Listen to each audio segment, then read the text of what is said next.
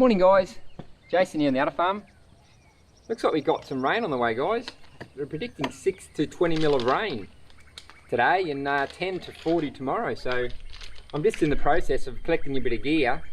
We're going to head down and move these girls, but the topic of discussion today I'll run through whilst I'm in the process of moving the girls is on my mind when I first started this regenerative ranching or regenerative farming process, which is going back on nearly 18 months, 2 years ago now, was got about 6 or 12 months into it, and I'm thinking, how do I know I'm doing the right thing? How do I know it's working?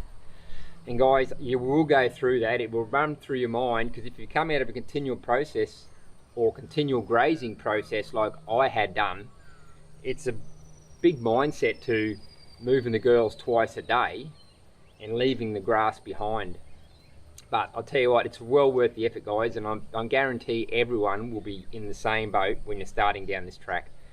So what I'm going to do today guys is go through some telltale signs for you guys that you will know the process is working. And I reckon these signs really didn't come till about the 12-month stage, and then after that progressively more signs come and build up over time, and then you know yourself that you're on the right track. And it's a good feeling when you get there, that before that you're just going in blind. So hopefully these are signs I give you, a few signs or noticeable indications that the process is working and you're on the right track, will help you guys out. So we'll head down guys and we'll move these girls before this rain sets in. Righto guys, down in the cell now where they were last night. It's going to be a little bit of a change in plans. Because it's raining, what I've had to do is, you see the cow on top of this hill up there in the grass. That bank is pretty steep. So when we were continual grazing, the rain didn't worry us. We just grazed, let them go up the hill. But what was happening guys is when it got wet, they were sliding down, they were ripping up that hill, leaving, ripping out pastures because I was sliding down, they couldn't get traction. And a lot of that, I reckon 15%, 20% of that was back to bare ground every time it rained, because I was sliding down. There's always going to be patches like that on your property guys that you can't do anything about. A couple of these drop-offs on that area, almost 90 degrees, so it's going to be hard to cover that with pastoral grass. But what we are do is, where we can on the flat spots, we try and get the grass back on, cover the soil all the time. So I've mulched it. I haven't really had to mulch up there because I've let it go long. I've sort of missed that a few times, and when it gets the longer lengths, then the cows go on and they're actually knocking the grass over as well as chewing it. So they're adding that armour, that little bank to the ground, which will hold the moisture in and grow the grass back faster. So what I've had to do now guys, I have to revert to running the lines straight down the driveway to stop them getting off the hill. Because as you can see, I don't know if you can see, it's starting to drizzle now, so that rain's going to be coming in heavy, and I don't want them pugging or sliding down that hill and ripping up that pasture. So I'll just let that go, and next time we're back in, I'll just graze it then. So it's probably advantageous anyway. It may come to seed, but it's going to be a lot higher, so I'm going to get more carbon laid down on the ground regardless, so it doesn't worry me either way. So what I'll do guys is I'll move the tripod a bit closer, and you guys can watch me set up the cell, and then I'll talk about the telltale signs.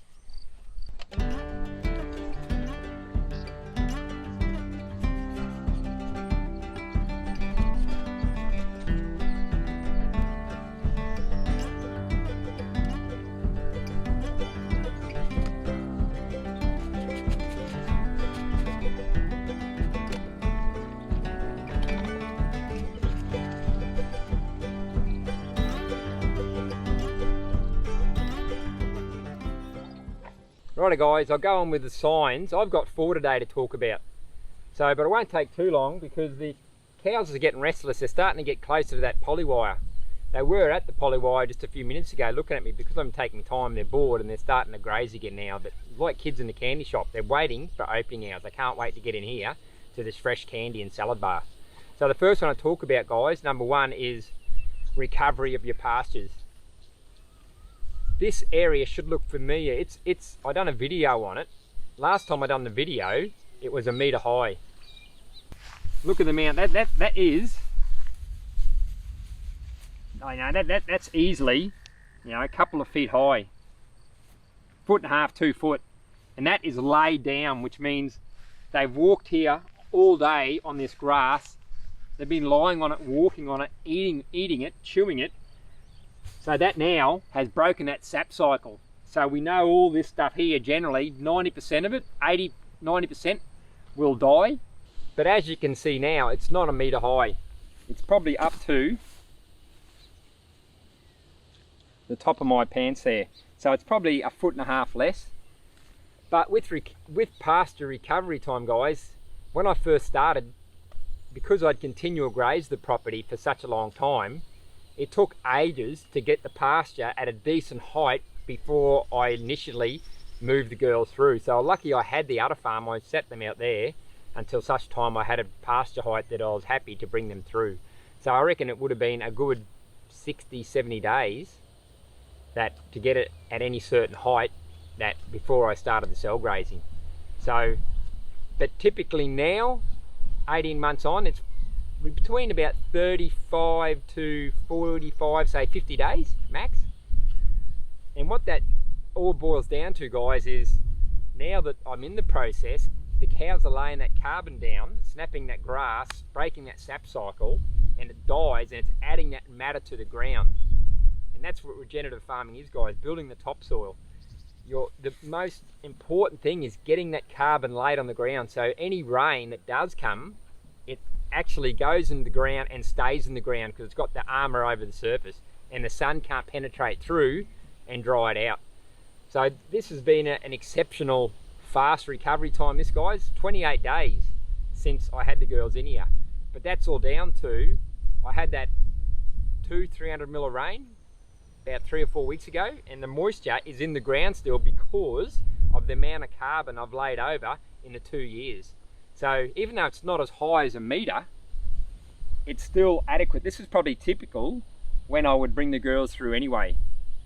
So I'm going to bring them through now and get it laid down, because after this move, once I've done this 2 acre on the trial property, they're going back to the Udderfarm to go over the bull. So it could be up to 60 days, 70 days before I come back in. So I want to go through 2 cycles with the bull, which is, you know, cow will come in a cycle every 21 days. So if the bull misses the first cycle, you leave them there long enough so they hit them with the second cycle, which is 42 days. So what I do now, guys, is I'll go on to the second sign, is residue matter on the ground. So as you can see there, guys, that's where I was just sitting with this video. We'll go in and give you a closer look. Residue matter on the ground. Part the grass, guys, and see that there. That was, see a little bit of green clippings there. That is from 28 days when they first come through. You part that, so that's still going to break down. You part that, and the brown matter underneath. I'll try and get a bit closer, guys. I part that. Digging down, I've hit soil there. So guys, I've got a good, there'd be an inch of dead residue on the ground there. So you could say in 2 years of doing this process, I've obtained myself an inch of residue matter on the ground. Can you imagine how much water that ground can hold now, and that sun can't pull it away from me, because I've got it, not only has it got to penetrate through the grass I've left, because remember I'm leaving 2/3 of the pasture behind, it can't penetrate through that plant 2/3 height. But not only that, it's got to now penetrate through an inch of armour on the soil. It may dry out the first, 10 or so mil, but its soil is still going to be wet for a long time afterwards, in comparison to continual grazing where the soil is right on the surface. That's just going to dry up, potentially 2, 3, 4 inches in depth. There'll be no moisture in that ground. Right, guys, the third sign I want to talk about is plant diversity. The girls were through here probably 6 days ago. This clover was smashed when they come through, because as I said, that's the candy. They always go for that first. Now I've got clover here, 3 inches high already 6 days later. Because of the water in the ground and the sun, it's been able to come through, and the fertilizer now, which is in the ground, because it's a concentration of the fertilizer, because you're putting them in a cell in a tight area, you get a lot more fertilizer through the urine and the manure on the ground than if you were continual grazing. Also behind me here, guys, this grass here, that'd have to be at least 2 to 3 inches in height in those 6 days of growth, because it's getting ample of water through the regenerative practices of having that armour. The soil stays in there longer, and the hot days we're having at the moment. So with plant diversity, guys, I had a little bit of the legume in the way of the clover when I started, but it's nothing like I've got now. So the clover is happy because it's getting what it needs. The fertilizer and the moisture is on tap. And these plants, I'm keeping the third height. There's a lot of rose grass amongst it. When I first started, I only had a lot of rose grass and a bluegrass on this property, and there wasn't much else, because I was killing every other plant that come through or grew on this property, thinking it was a weed. You know, if the cows don't eat it, I'm not particularly worried, guys, because it is still doing a job. It is capturing that carbon dioxide from the atmosphere and collecting that sunlight in the solar panel, and then pumping through the liquid carbon into the ground to feed microbes. And I can guarantee the depth of all plants, the root system, will be at different depths. It won't just be the same continual depth if you had a monoculture. So it's obtaining the nutrition from various depths in the surface now, rather than just a monoculture. It's just getting all the nutrients from one level, and you can't get the nutrients from the surface below down deeper. So I won't go through the whole property, guys, and show you all the different plant diversity I've got now, but I would say 2 years on, there'd have to be at least 10 to 12 different plants. Some are pasture and some are weeds, but some of the weeds I eat, so they're still getting benefit from those weeds. To me, it's not a weed if the cows are eating it. It's still forage, and it's filling them up, and it's got energy in it. So I'm happy to leave them. So the fourth sign, and the last sign which I want to cover today, is worm castings. When I first started, when I first bought the property, I continued grazed it. So you did not see a worm casting at all come to the surface on this property. And this is the most exciting sign of regenerative farming practices. And when you start getting worm castings, you know you are on the right track, because what you've done now, you've created a habitat for the worm to come up to the ground through the armour you've left, go into the manure which is above the surface, and drag the nutrients down, tunnelling it back into the surface. I've been through here now and rolled back cow patties, and my little finger can fit in some of these holes. So I think you've realised where I'm going with this, guys. Once you get that, you know you've made it, and then automatically all your second guessing yourself is out the window, because that is the process of regenerative farming. Like now, I don't even worry about, have I made it, am I doing the right thing? I know I'm there. So all that goes out the window, and that's peace of mind when you get to that level, guys, because a worm will not come to the surface if the surface temperature is hot. It's going to get burnt. There's no protection for the worm from the sun. For it to have confidence to come to the surface through the grass, above the surface, into the cow paddy, you must be working wonders with that soil and the moisture level for it to have the ability to have the mindset now to penetrate, be happily to penetrate out of that ground and above ground to get what it requires and drags through. But not only that, guys, all those holes that the worm castings and the worms have left you is like a sponge now, guys. There's all holes in the surface. When you get rain, it's going to funnel down all those holes, and now you've got a water bank underneath the ground in the soil, stored to provide the water that these plants need to recover. What I'll do, guys, I'll show you the worm castings. Right, guys, here's a paddy here. I don't want to upset it too much because, like I said, it's only been 6 days and the worms are probably just below that surface of that paddy. But Have a look at that paddy now, guys. I'll get closer. I don't know if you guys can see it or not, but have a look right there. That mud. There's mud there, and right there, I'll try and take a bit off. I'm sure he's not going to be upset if I steal a bit. Is mud, guys. Look, soil.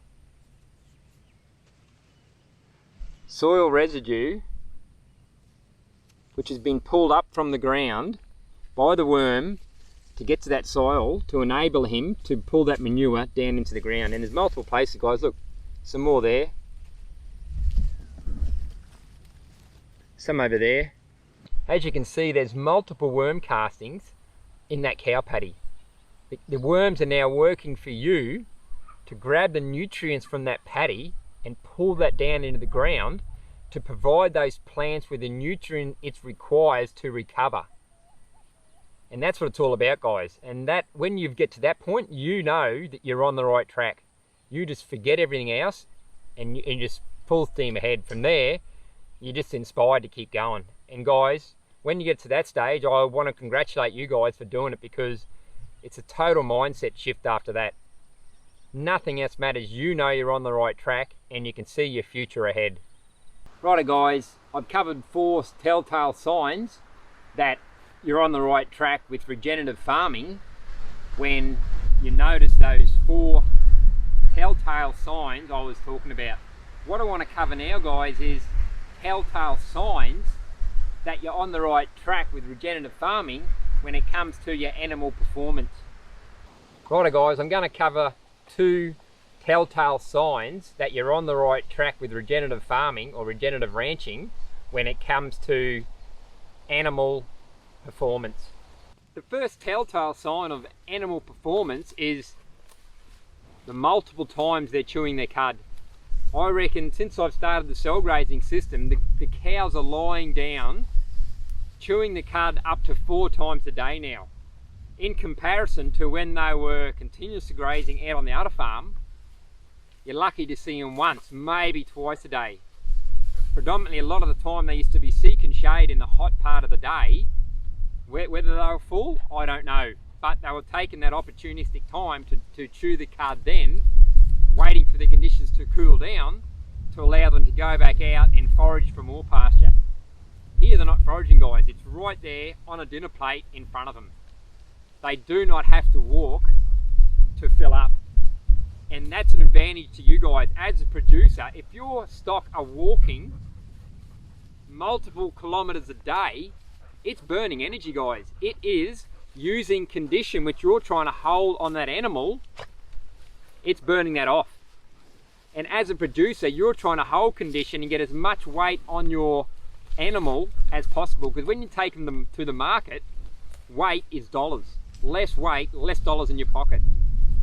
And you want to try and hold every dollar in your pocket as possible, because that is your primary income. And like I said, these animals don't need to seek shade in hot conditions on this property. They do, but I've also seen them lie down in the pasture, in the paddock. Because you've laid down so much, the water in the ground stays there a lot longer. So those conditions for them to lie on, it's a lot cooler to lie in that grass now than if it was on a continuously grazed paddock where there's no armour on the soil. It's just grass, bare dirt. The heat radiating out of that, they're not going to lie there, guys. They're going to seek shade. Here, they're happy to lie in the grass because the coolness is now radiating out of that grass because the moisture is held on the soil. So they're at a lot more happier state now than out there. And if they're heated up during the day, they're also burning energy, which also is losing condition on your cows. So optimally, this is a win-win for both parties. For us as a consumer, because they're keeping weight, and for the livestock, because it's keeping them cool. They're more happy and content, and they'll hold on weight. Hi guys, the next telltale sign in regards to animal performance is how well the animal's rumen is working. How can I tell the performance of a rumen? It's quite simple. The answer is right in front of me. I'll go show you.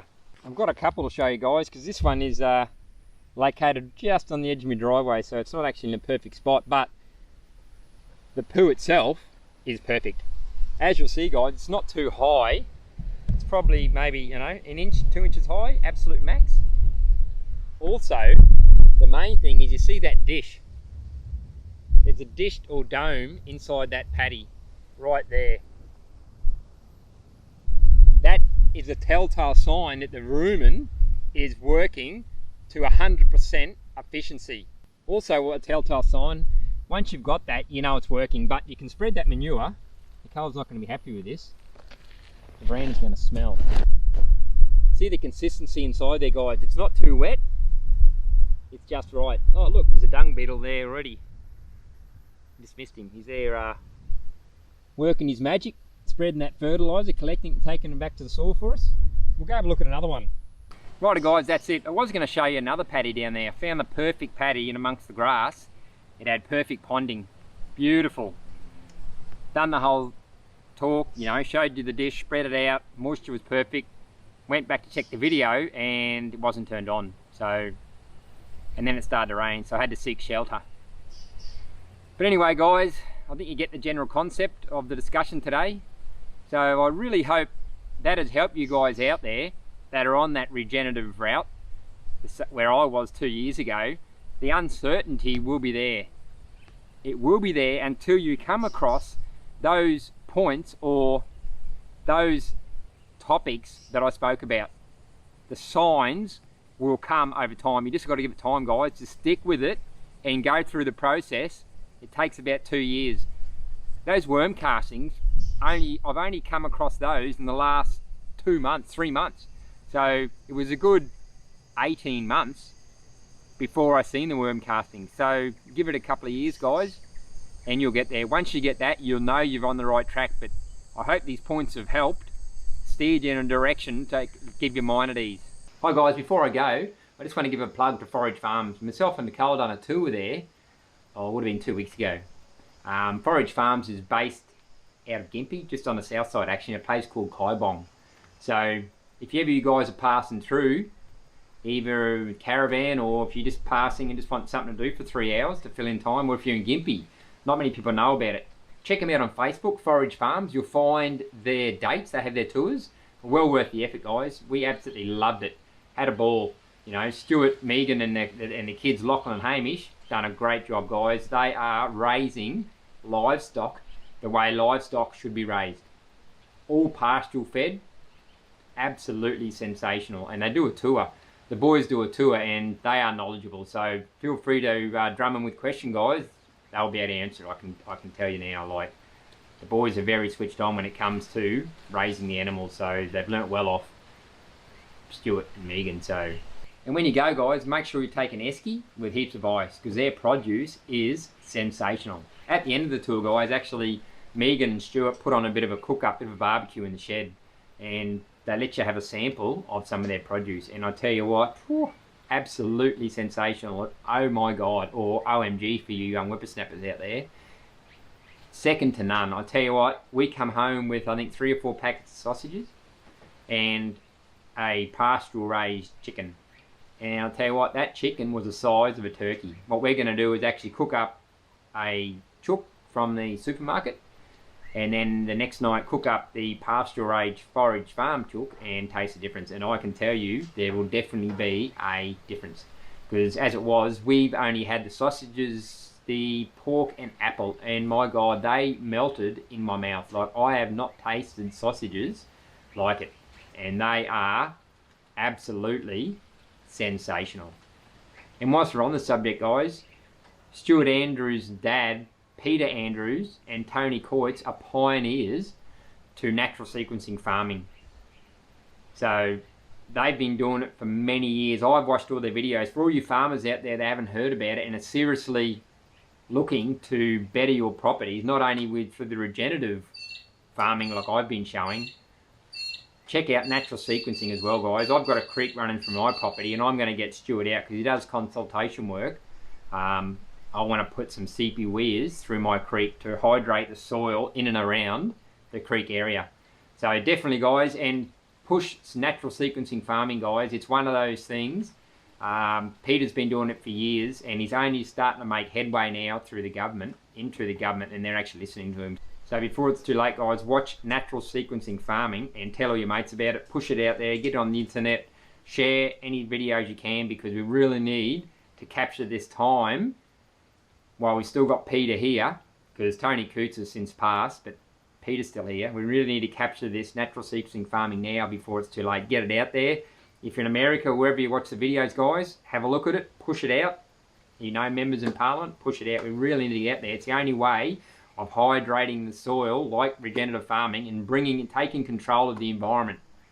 It's when you see the videos, you know what I'm talking about. It is sensational. Yeah, on that note, check out natural sequencing farming, guys. If you're sick of looking at my ugly dial, you know, have pity for Nicole. She has to wake up near this every day.